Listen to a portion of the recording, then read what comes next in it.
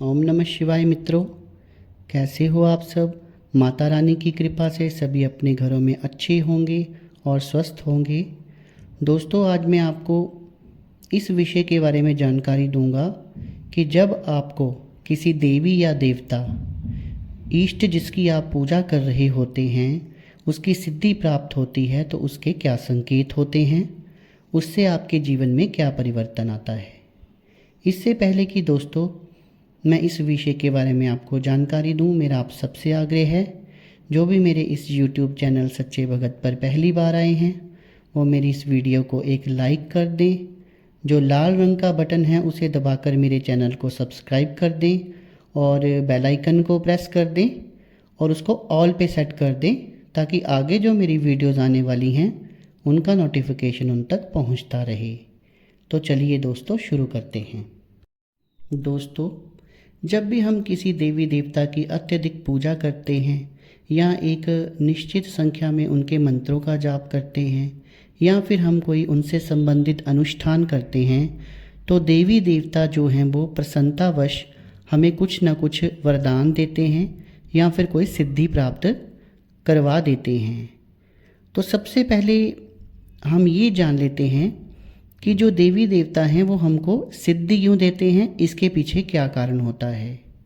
दोस्तों, इसके पीछे मुख्य कारण ये है कि मान लीजिए अगर हम किसी देवी देवता की बहुत भक्ति कर रहे हैं, उसका रोज़ पूजा पाठ करते हैं, उनके अनुष्ठान करते हैं, उनके मंत्रों का जाप करते हैं, तो दोस्तों फिर जो भगवान है या उस मंत्र से संबंधित देवी देवता है वो खींचा चला आता है, क्योंकि ईश्वर जो हैं वो मंत्रों के अधीन हैं, उनको अपने भक्त के पास आना ही होता है।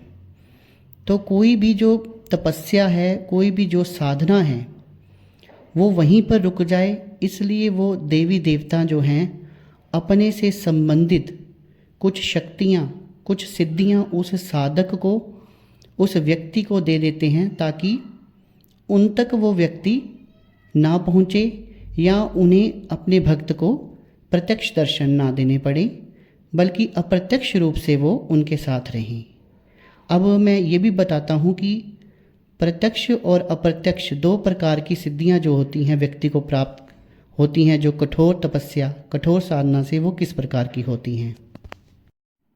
ज़्यादातर सिद्धियाँ दोस्तों जो देवी देवताओं से किसी भगत को प्राप्त होती हैं वो अप्रत्यक्ष रूप से ही प्राप्त होती हैं। प्रत्यक्ष रूप से जो सिद्धि होती है बहुत कम होती है। देवी देवता प्रत्यक्ष रूप से बहुत बिरले ही साधकों को दर्शन देते हैं। तो पहले अप्रत्यक्ष सिद्धियों के बारे में बात कर लेते हैं। जब व्यक्ति बहुत अत्यधिक मंत्र जाप करता है किसी देवी देवता का या फिर उसकी पूजा अर्चना करता है, तो किस तरह देवी देवता जो है उसके साथ संपर्क बनाते हैं। या तो देवी देवता उस व्यक्ति को पहले स्वप्न में आएंगे, उसके स्वप्न में देवी देवता दर्शन दे जाएंगे अनुष्ठान के समय, या फिर उस देवी देवता से संबंधित जो सिद्ध पीठ हैं उस व्यक्ति को स्वप्न में दिखाई देते हैं, या फिर अपने इष्ट की कोई फ़ोटो जिसके ऊपर आप जाप कर रहे हैं, या फिर कोई उनसे संबंधित कोई मूर्ति आपको स्वप्न में दिखेगी। तो जब आपको सिद्धि प्राप्त होती है तो भगवान के दर्शन अप्रत्यक्ष रूप से पहले इसी तरह होते हैं। फिर जब आपका जो भक्ति भाव है वो अपने इष्ट के प्रति बढ़ता जाता है, तो जो देवता है या फिर जो देवी है जिसकी आप पूजा कर रहे हैं, वो उस व्यक्ति को सिद्धि स्वरूप अपना कोई गण दे देते हैं। या फिर अगर आप माता रानी, माँ दुर्गा की पूजा कर रहे हैं या माता महाकाली की पूजा कर रहे हैं, तो वो अपनी कोई यक्षिणी या अपना कोई गण जो है उस व्यक्ति को सिद्धि स्वरूप दे देते हैं। स्वयं वो देवता नहीं आता, वो अपनी सिद्धि जो है उस व्यक्ति को दे देता है। जैसे ही वो आसन पर आए हुए व्यक्ति का ध्यान करते हैं तो उसकी यक्षिणी जो है वो उसके शरीर में प्रवेश कर जाती है और अपने आप ही दिमाग में और मन में उसके बारे में उत्तर जो है वो व्यक्ति के मन में आने लगते हैं। ये तो एक सिद्धि हो गई जिसमें उसको कोई गण प्राप्त होते हैं या फिर कोई यक्षिणी प्राप्त होती है जो उसके शरीर में आकर उस व्यक्ति के बारे में बताती है। और ये जो यक्षिणियाँ होती हैं ये माता स्वरूप ही होती हैं। जो शक्तियाँ माता काली में होती हैं वो शक्तियाँ उनमें भी होती हैं। हाँ, ये हो सकता है कि जो भगवान हैं वो नहीं हो सकती, पर शक्तियाँ और स्वरूप माता काली की तरह ही होता है। ये तो एक अप्रत्यक्ष सिद्धि हो गई।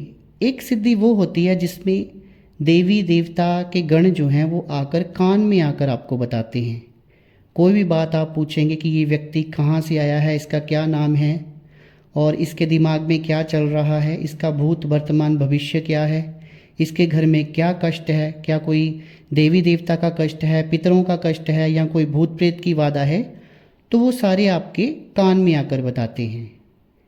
तो इस तरह की जो सिद्धियां व्यक्ति प्राप्त करता है ये अप्रत्यक्ष सिद्धियां होती हैं। इसमें देवी देवता प्रत्यक्ष रूप से आपको नहीं दिखाई देता।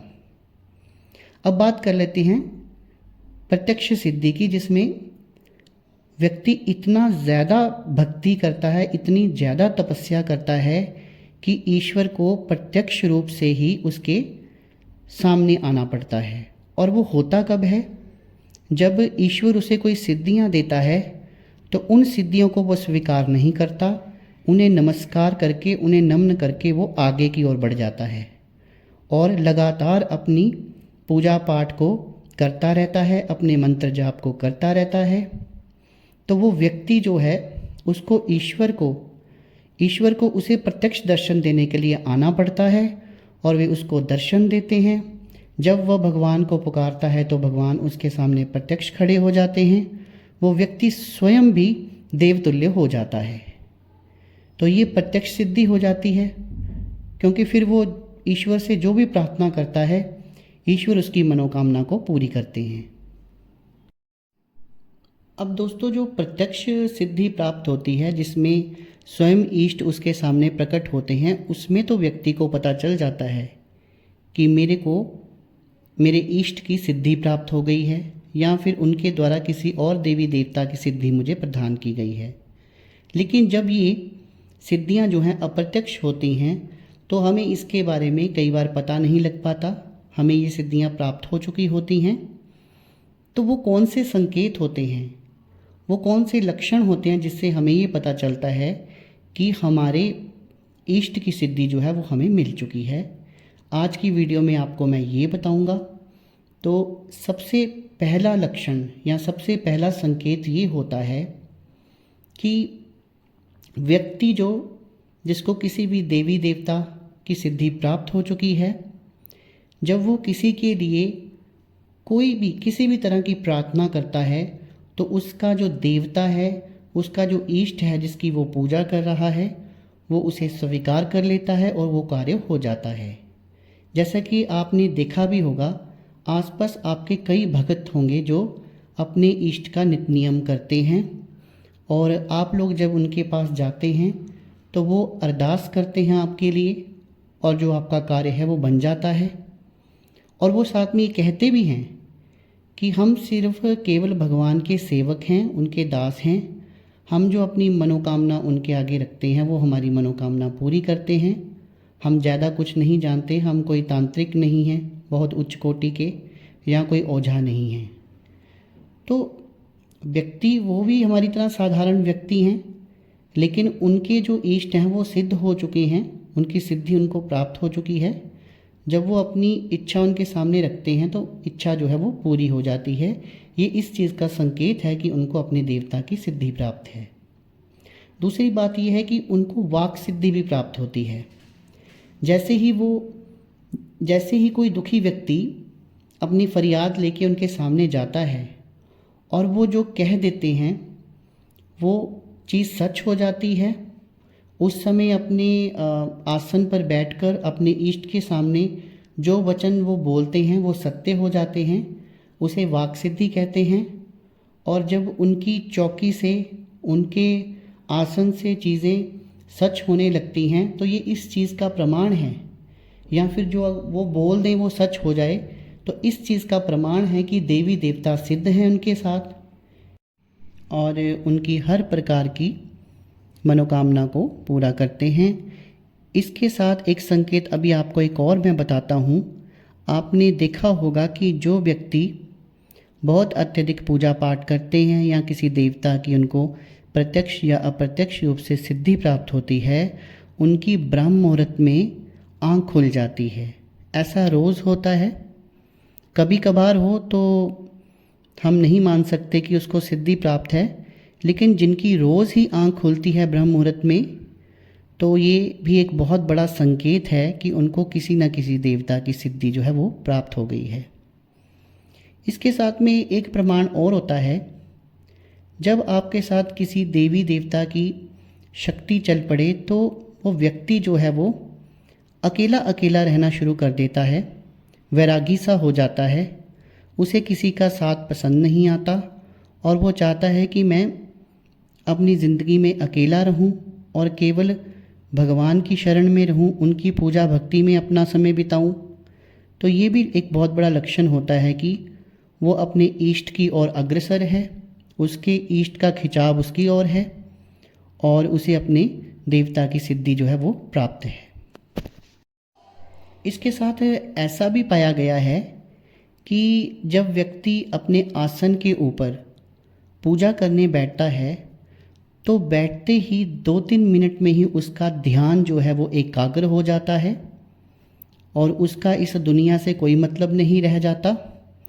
और जिस इष्ट की वो पूजा कर रहा होता है, मान लीजिए वो 2 घंटे पूजा करता है या 1 घंटे पूजा करता है, तो उसे वो समय बहुत कम लगता है, उसे लगता है कि समय बहुत जल्दी निकल गया है और उसे और पूजा पाठ करनी चाहिए और मंत्रों की जाप करना चाहिए। तो उसका जो मन है वो ये करता है कि वो सारा दिन एक जगह अपने इष्ट की पूजा में ही बैठा रहे, उनके मंत्रोच्चारण में ही बैठा रहे, उनकी सेवा में ही बैठा रहे। तो जब इस तरह की भावना किसी व्यक्ति में आने लगती है तो ये भी एक बहुत बड़ा संकेत है कि उसे अपने इष्ट की प्राप्ति हो गई है, उसकी सिद्धि प्राप्त हो गई है। एक चीज़ मैंने और भी देखी है, जब किसी व्यक्ति को सिद्धि प्राप्त होती है तो उसका पीछे चाहे जो भी इतिहास रहा हो, लेकिन वो धीरे धीरे इतनी ऊंचाइयों पर पहुंच जाता है, उसकी हर इच्छा जो होती है उसका इष्ट पूरी कर देता है, उसको धन दौलत मिलना शुरू हो जाती है, उसको घर मकान मिल जाता है, गाड़ियाँ बैंक बैलेंस मिल जाता है। तो ये सारी जो रिद्धि सिद्धि है उसको धीरे धीरे प्राप्त होना शुरू हो जाती है, चाहे वो किसी से कुछ मांगे चाहे ना मांगे, उसके जो इष्ट होते हैं अप्रत्यक्ष रूप से ही उसको बहुत कुछ दे देते हैं। तो दोस्तों, आज जो मैंने आपको जानकारी दी कि वो कौन से संकेत होते हैं जो बताते हैं कि आपको कोई ना कोई अप्रत्यक्ष रूप से या प्रत्यक्ष रूप से सिद्धि प्राप्त है, जो कि आपको अपने देवता अपने इष्ट की पूजा करने से मिली है। अगर ये जानकारी आपको अच्छी लगी है तो मेरी इस वीडियो को एक लाइक कर दीजिए, अपने दोस्तों को इस वीडियो को ज़्यादा से ज़्यादा शेयर कर दीजिए ताकि उनको ये सटीक जानकारी प्राप्त हो और उनका ज्ञान बढ़े और उन्हें भी पता लगे कि वो कौन से संकेत हैं जो बताते हैं कि आपको किसी देवी या देवता की सिद्धि प्राप्त है। दोस्तों, आपने अपना कीमती समय निकाला और मेरी इस वीडियो को देखा, इसके लिए बहुत बहुत धन्यवाद। शुभ रात्रि मित्रों।